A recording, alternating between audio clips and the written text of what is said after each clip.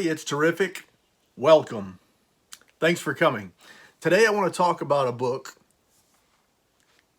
called Gothic by Fracassi. I was lucky enough, fortunate enough to be gifted this advanced review copy of the Cemetery Dance edition of Gothic from Fracassi, and he was nice enough to sign this edition for me. So it is a very special book in my collection, and I might say a keepsake. Anyway, I'm a book collector, so I have lots of keepsakes, but this one's special. I like to read hard copies of books. I've never ever read an e-copy or an e-book or whatever you call them, Kindles or any of that kind of stuff. So that creates a problem for me a lot of times. When a book is released first in a limited edition format, I've got this conundrum. I've either got to read this limited edition book that's numbered and often expensive, or wait for a trade version to come out.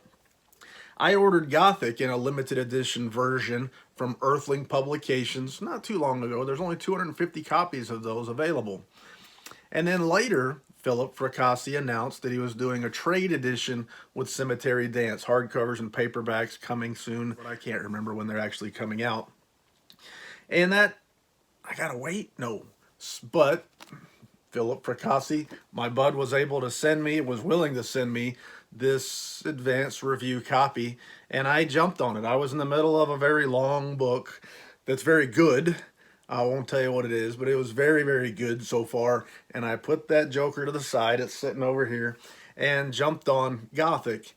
And I want to tell you what I think about it. So there's a whole lot of stuff I want to say, but to get right down the brass tacks, Philip, awesome.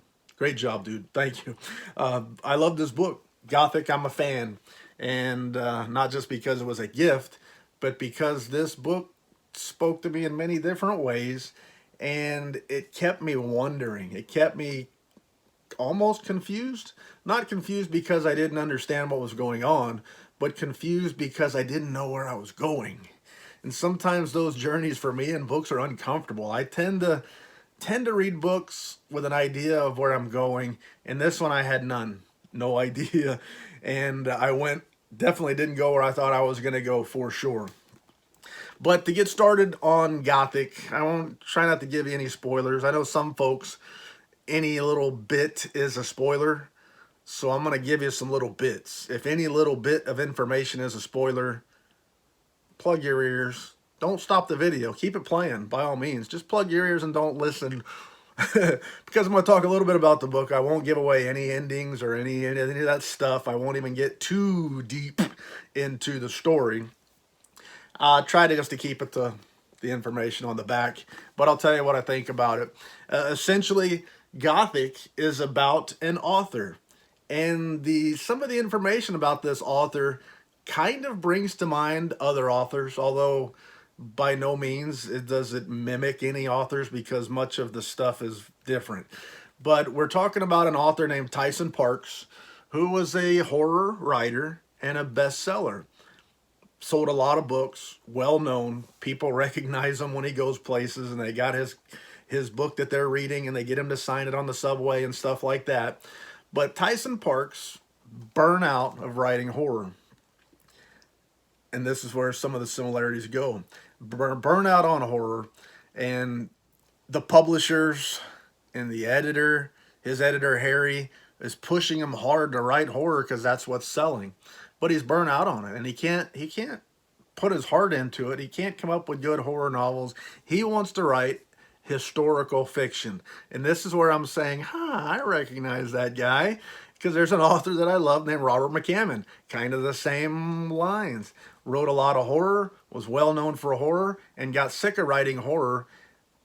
I think publishers didn't want anything to do with him writing historical fiction, and he basically quit writing and worked for years on historical fiction novel that he was working on, which has actually ended up being one of my very favorite novels of all time. Speaks the Nightbird, the very first of the Matthew Corbett series. Anyway, for a moment, I thought, God yum, that's kind of close to Robert McCammon, but that's kind of where the similarities stopped.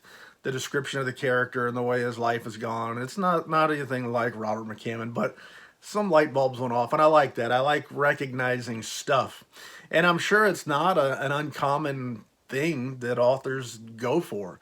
They become well known in a genre, and that's expected of them. But they want to do something else. They want to break out. I hear lots of authors talking about such things. Anyway, Tyson Parks started writing historical fiction, but unlike Robert McCammon, nobody wants anything to do with it.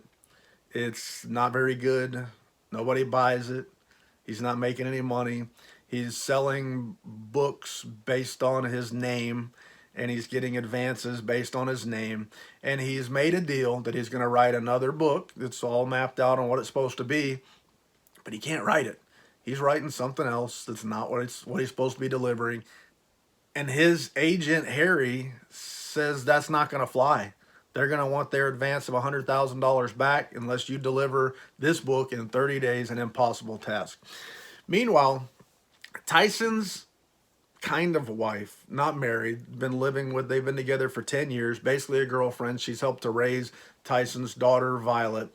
But his girlfriend, Susan, comes from money. She has money, but Tyson doesn't want anything to do with her money. He pays the bills, but he's trying to keep her in a good lifestyle. They have an expensive house, and he can't afford the mortgage on it. And now he's looking at possibly having to give his $100,000 advance back because he can't deliver the book that they want. Meanwhile, he's trying to keep Susan away from this stuff, but she knows that he's having troubles. His ego, his self-esteem, all that stuff is sinking lower and lower and lower as he knows that he can't deliver. And she's watching him fall apart, watching him deflate and fail. And she's hoping that she can help. She knows he doesn't want her money, and she knows that the moment her money is brought up, it makes it even worse. But she decides to buy him a gift. And this book kind of hints at that gift for a while, not flat out telling you what it is. In fact, the book starts out with a character named Diana Montresor. I guess that's how you say her name, Montresor. She's French. And she's hired people to hunt for this object that's special and dear to her family, that her ancestors owned, and it was stolen from them. And the book gives you a little bit of that backstory. And there I kind of got shades of some of F. Paul Wilson's work from the 80s, where you're reading along at a modern time, and then you take a pause and you go back into the past and you start reading this story in the past, and then you see how those worlds now merge to help with the current story that we're on. Anyway, Diana has put out a offer to anybody who can come up with this object to find out where it is, and she'll pay him handsomely. And this private investigator, who we later find out is named Ben, he finds it, and he gets pictures of this object on a cargo ship. He finds out where it's going and who's going to have it, and he gets that information to Diana. Now, Diana is a rich young lady, and she's very persuasive, and she gets what she wants, and she uses people to provide her with the things that she wants, and such as that. And we find that there's going to be a collision. But once this gift is delivered on Tyson's 59th birthday, this gift is delivered in his office. He's been writing on a little old desk since college for years and years. It's battered and beaten, and he's practically written every book he's ever written on this desk. Well, for his birthday surprise, Susan has replaced this desk with an antique table desk. It's called other things in parts of the book. I won't tell you much about it, but it's got a lot of fancy woodwork on it. And instantly, the moment that Tyson sees this desk, he's enchanted. I guess that's the only word I can think of to describe it. He's enchanted, and he's changed. And this desk has changed him, and it starts to take control of him. And I don't really want to go too much farther, but to say that his career instantly and suddenly turns around. He starts to produce work that is far bigger than anything he's ever imagined and anything anybody ever expected. And like I said, I don't want to go too far in the details, but this book is terrific. It's phenomenal. There's several points in the book where I thought I had a good grasp on what it was. I had a handle on it. At one point in this book, I said, okay, this is The Shining. Now I know Philip Fracassi is not going to go and rewrite Shining, but I got an idea. Okay, this is a story like The Shining, and it does have its similarities. It does ring a little bit of that same bell, but it's not The Shining. And then I read a little bit farther and I start to recognize some other stuff, but it doesn't go there either. And I start to predict what's going to happen with characters or objects or things like that, and I'm wrong every time. So to me, that's why I say it was a confusing book, because a lot of times you start to get a handle on where things are going, and I never really got that handle on this book until almost the very, very end. And then I did. I got a bell that rang, and I said, this book reminds me a lot of The Exorcist. One of my favorite books of all time, not because the story really follows The Exorcist, but because of some of the characters and some of the roles that they play in this story. And the main one that I wanna talk about, without giving away who's what and who's who and all this kind of stuff, is I got vibes of the Kinderman character in The Exorcist. And then there's also another character who I think at the end I realized this person was that person in The Exorcist as well. As far as how they kind of compare a little bit throughout the story and then in the end, although their roles changed and stuff like that. But I got a lot of the vibes of The Exorcist from it, not because the story is The Exorcist, but because of, I think, how at the end I'm left trying to gather up what I'm left with and put it all together and then move on. And that's a lot of those vibes. And in fact, this character that I compare to Kinderman, I would love to see another book with this character kind of moving on and seeing what kind of trouble this person can get into. Much like William Peter Blatty's Legion was a different book altogether that used some of the characters and some of the elements of The Exorcist, but it now gave you a different story. And I can see that with one of the characters in this book. I don't want to give too much away, so I won't tell you who it is. By the end of the book, maybe you'll get it, or maybe it's just my whacked out brain thinking. But when this book's all said and done, I'm left kind of, got to take a breath, because that's what I'm left with. I got to take a breath, and I can now think, well, what's next? How does it go on from here? Much like The Exorcist left me thinking, how does it go on from here? Much like The Shining. Heck, The Shining, Stephen King had another book and him on The Shining also. So I kind of got a lot of those vibes, and we got something that fits in that same world of The Shining and The Exorcist. Gothic fits in there. It's one of those.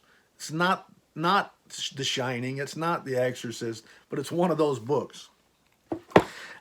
So how do I rate that book? If you care how I rate the book, I've got to say dang near 5 out of 5, and this is why 5-star reviews suck. We got to go maybe 100. Let's rate it on 100. How about that? I'll rate it 98 out of 100. That gives me more accuracy. Anyway, whatever. Bang, awesome. 98 out of 100, 5 out of 5. Anybody ask me, I'll say, read it. Philip Fracassi has hit a home run with this book. I hope you read it, and I hope you love it. Now, on with more stuff from Philip Fracassi. I told you that Gothic is being published by Earthling Publications, and I've got an example of Philip Fracassi's work from Earthling Publications, Boys in the Valley, and it's a beautiful signed and limited edition. And in fact, this book's going to be coming out one of these days in a trade hardcover, and I know there's a bunch of people out there wanting to get hands on it. But I'm hoping to get Gothic from Earthling Publications as soon as possible. But also there's something else right now, if you're watching this in the moment, on from Philip Fracassi on the Facebook. There's a Facebook group called Fracassi Freaks. And it's a cool bunch of people that obviously are fans of Philip Fracassi. And right now he's selling a limited edition chapbook, not altered. This one's sold. You're going to have to pay money for this on eBay now. But part of this book is going to be published in a chapbook that's going to be, I think, self-published by Philip Fracassi, limited edition, limited to 250 copies, and it's going to have the story that's in the back of this, a 40-page story called The Fate of Nero. The artwork's going to be done by Francois Valancourt, and if you know anything about Francois Valancourt's artwork, you probably know it's awesome, phenomenal. I would almost be willing to buy a book with Francois Valancourt's artwork on it by anybody, because that dude is awesome, an awesome artist. And I'm no expert on art, but I know what I like when I see it. And when I see a Francois Valancourt artwork, I usually say, I know that guy, without even seeing the name. Terrific. That one's coming out. If you become a member of the Fracassi Freaks Facebook group, you can buy that book right now. I think there's maybe 120 copies still available. It's only been offered to the members of that group. And I believe in a few days, it's going to be offered out to everybody else. Probably sell out like that. Anyway, sign up, join up, become a member, buy the chapbook. $25 plus $5 shipping in the United States. The shipping is an additional charge for international shipping. But anyway, you got to get that. Otherwise, you're going to be paying more on eBay one of these days for it. Trust me, don't do it. Buy it now. Also, on Amazon right now, you can buy this copy of Commodore in a hardcover. And it's beautiful. I did a review on this book, or an unboxing of this book. I did two, actually, because I screwed up the first one. There's 5 full-page interior color illustrations in this book. When I did the unboxing, I didn't know that they were going to be there. So I just opened it up, saw a picture, said, oh, there's a picture in it. Dummy me. I didn't actually look for more. But go on Amazon or anywhere else you can find it and buy this book. It's a good one. And I can think of no more lies to tell. I'm getting started reading Marla by Jonathan Janz today. I got it over here somewhere. I got it up there on the shelf. I got an advanced review copy from Earthling Publications, and I'll be reading that here in a few minutes. So with that being said, I can think of no more lies to tell. Thanks for stopping in. C'est la vie, baby. Doo-doo.